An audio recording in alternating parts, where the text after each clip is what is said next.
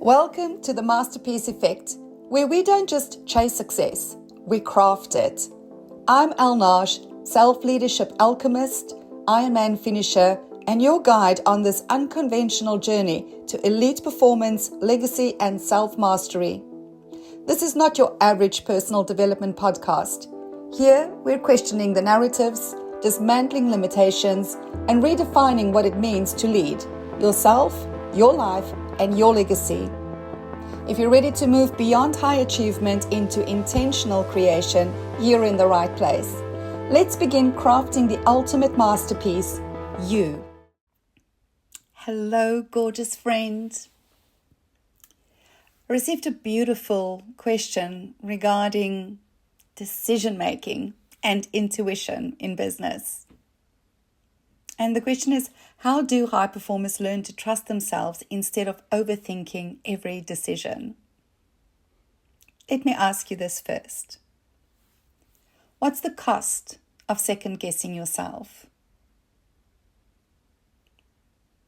How many opportunities have you hesitated on? How many decisions have you agonized over, only to end up right back where you started? High performers pride themselves on making bold moves, but even the best can get caught in overthinking, doubt, and analysis paralysis. The truth? Your most powerful decisions don't come from logic alone. They come from identity and trust. And today I'm going to show you how to develop that trust in yourself so you can make decisions like the leader you were born to be. I remember a client of mine who's in marketing who offered to do some branding for me. And he came to me and he said, I've got the perfect tagline. And I said, okay, what is that? And he said, your tagline is 20 seconds of insane courage will change your life. 20 seconds of insane courage will change your life. What this client had observed within me was how fast I made decisions. Decisions that on face value made no sense. The data didn't correlate. And yet every single time I made these decisions, things worked out. Magically, miraculously, fluidly. When it comes to making decisions, I have learned over the years that you really can't make the wrong decision. You have to make a decision and then make the decision right. You have to make the decision and then make the decision right. What I'm observing is most people struggle to make the decision in the first place. There is a sense of this responsibility is too much for me to bear. I talk about responsibility in my book, Mastering Self-Leadership, in the second archetypal leg, which is the child, with the power archetype, which is the sovereign. The child doesn't want to take responsibility, so it is continuously looking for somebody else to take the lead, somebody else to make the decision, somebody else to stop them from making the decision. And we see this play out everywhere in our world. But I'm not really interested in everywhere in our world.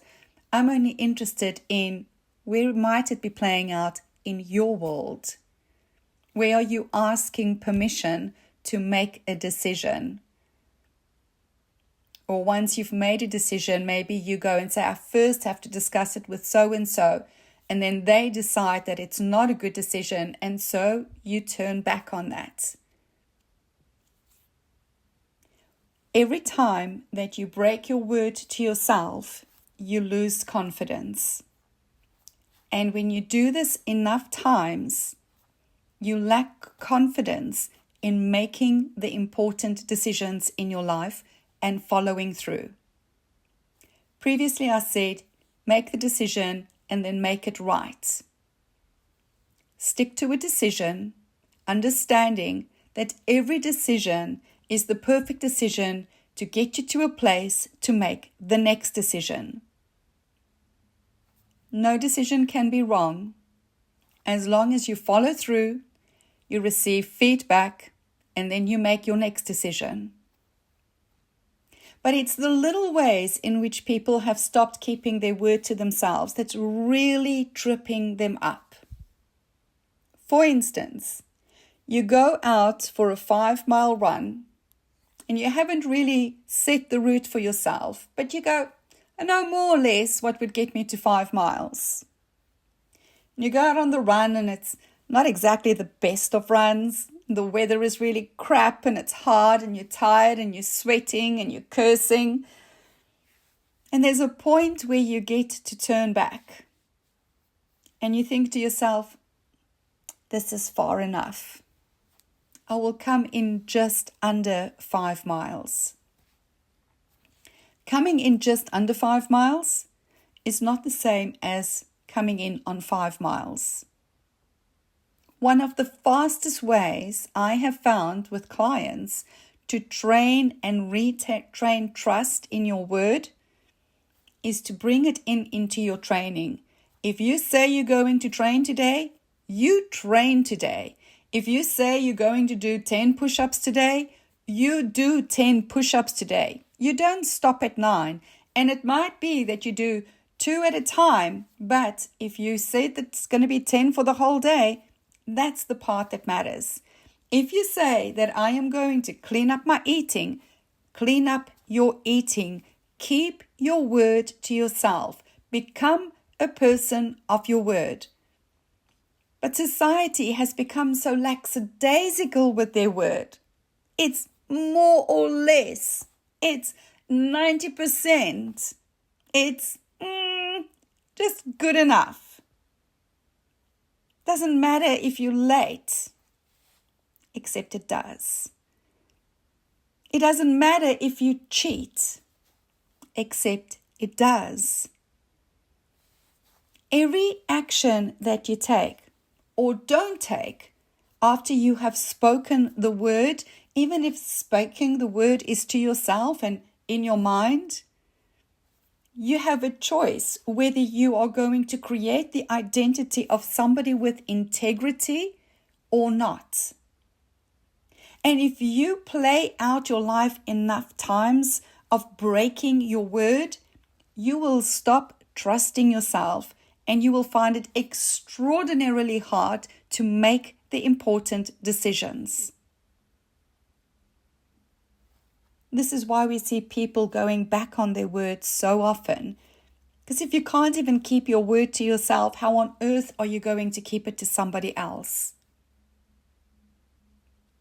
When we start rebuilding trust in ourselves, when we start going out, doing a little bit of the things that maybe previously we have for food at, and we follow it through to the end, and we start building a track record of this, we start regaining our trust in ourselves.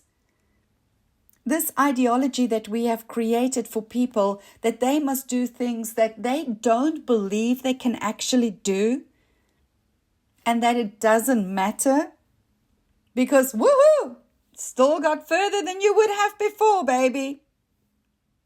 But how do you feel in the process? Because if you are continuously setting yourself up for failure, that does not feel good.